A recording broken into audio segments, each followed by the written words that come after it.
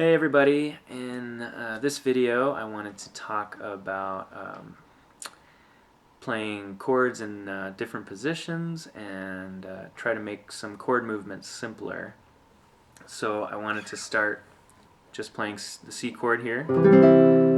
So that's your standard first position C chord, and I wanted to show an alternative way to play that is instead of using your ring finger here up on the C, on the A string, you're going to switch to your index finger and play a bar chord. And I'm sure a lot of people have been taught to play their bar chords starting on the A string using middle ring and pinky fingers down on the same fret here, transitioning from an A major chord, and you're just sliding from the A major up here.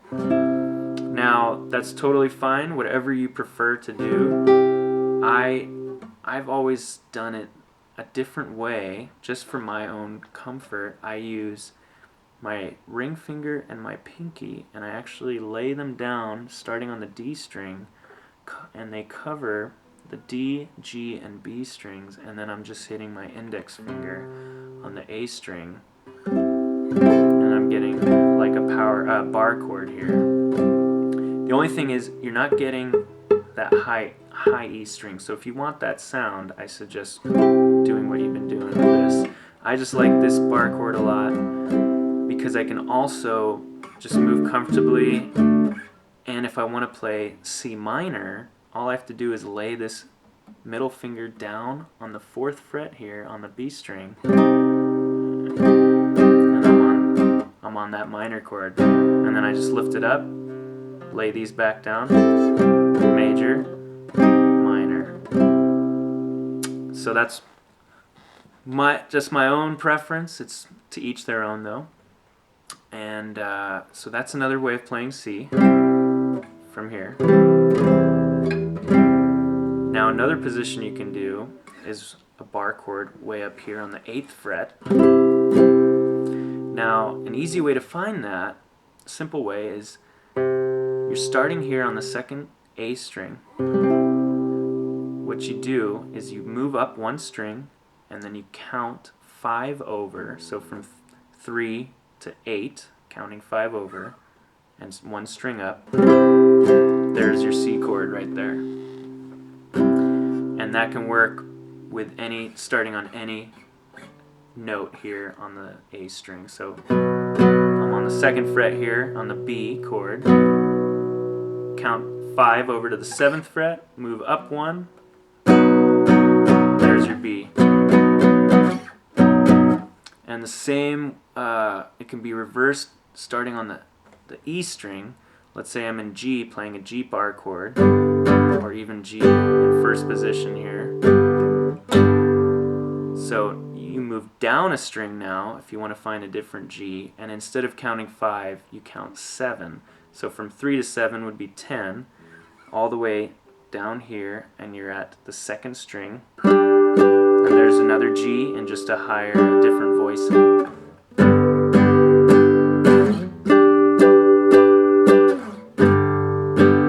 And that works. Here's F, go up to 7 frets up to the 8th fret. There's your F. So those are just some ways to find other positions to play these chords.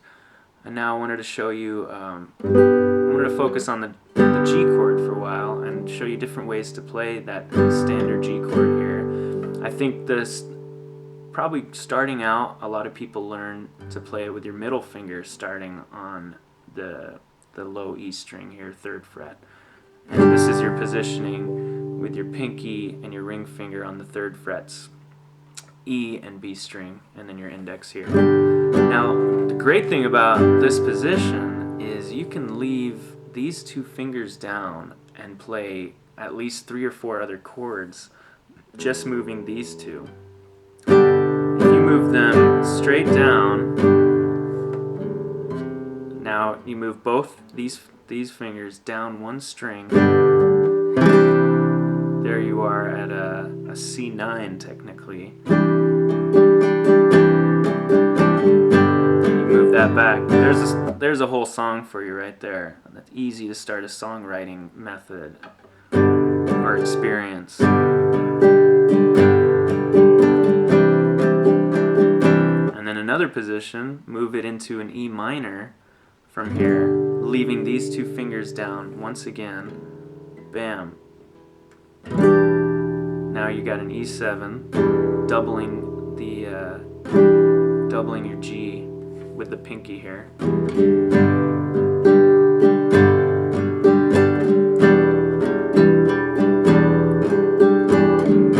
then back to that C9. Look at that, 3 chords there without having to move these 2 fingers at all.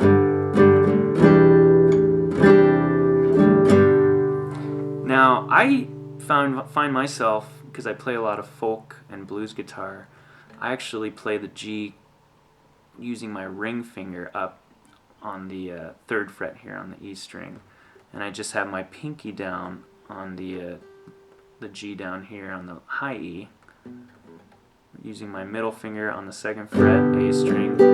Now with this, I find it easy to get to G7, just putting my index on the 1st fret here. And then you can also get straight to C by just lowering these 2 fingers down string, raising your index up 1, and then put your pinky down to get C7. And that's a common progression in a lot of folk.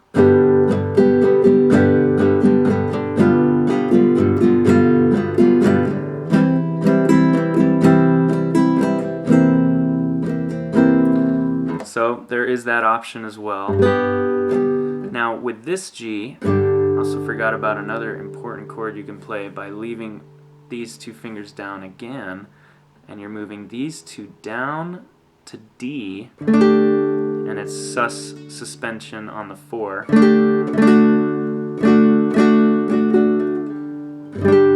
then you can leave those down, put that pinky back, and just lift these 2 fingers back up. That makes it easier. And one thing about changing chords here, so from D, I want to make sure to help people changing quickly, because I see people struggling a lot with getting to the chord quick enough. You don't have to focus on playing the entire chord right away. Sometimes if I'm trying to move quickly from a D chord, let's say, I'll just play the top 3 strings of the G first, and then play the whole thing as I get time to set these bottom fingers up. So I'm at D here. So I first play like that root note.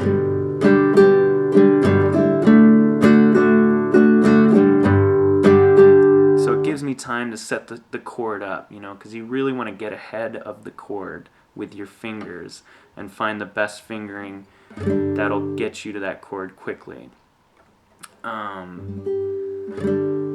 And so, yeah, that's it for some different chord movements, and I hope you can figure out some patterns to find some new chords and new ways to play chords. Thanks guys, I'll see you on the next video.